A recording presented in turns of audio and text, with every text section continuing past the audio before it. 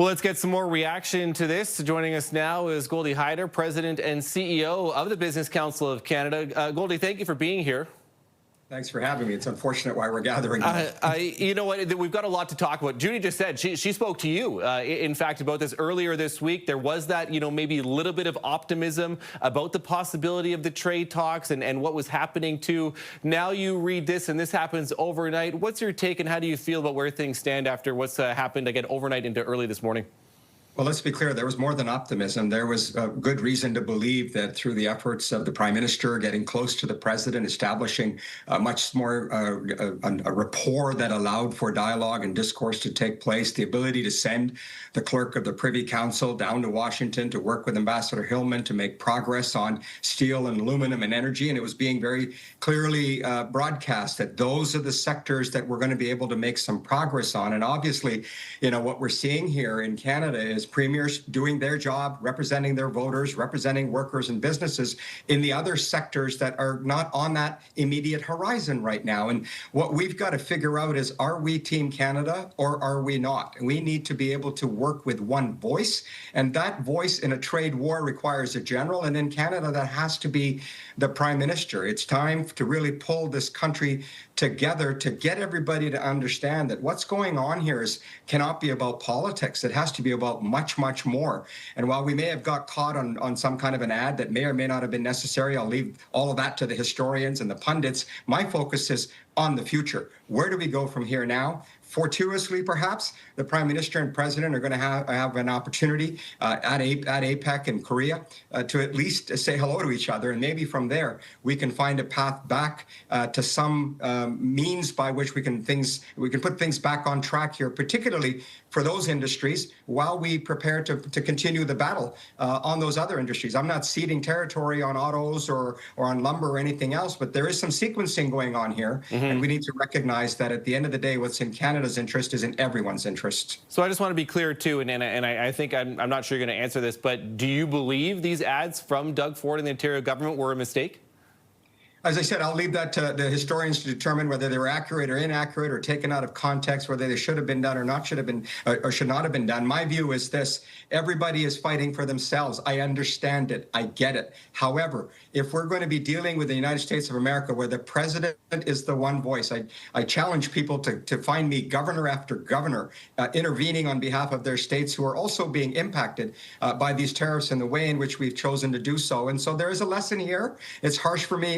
It may come across harsh. Let me be clear. I'm on Team Canada. Business leaders are on Team Canada. We want Canada to emerge strong. But in order to do that, we need to play together.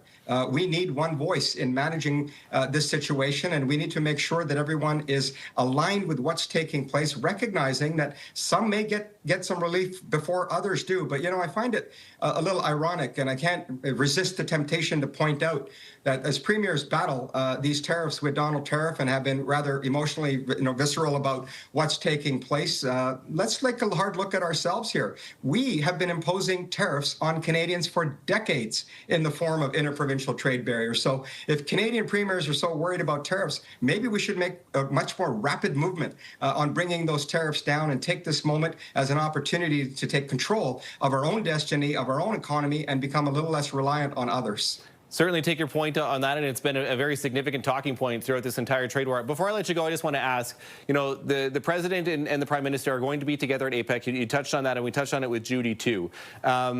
Do you believe that this can be mended, at least at this point? It doesn't feel like we're going to have an announcement at any point soon, clearly. But as we talk about the renegotiation of CUSMA into next year, and there was hope that, again, some of these sectoral tariffs were going to be at least, if not eliminated, but at least reduced before that happens.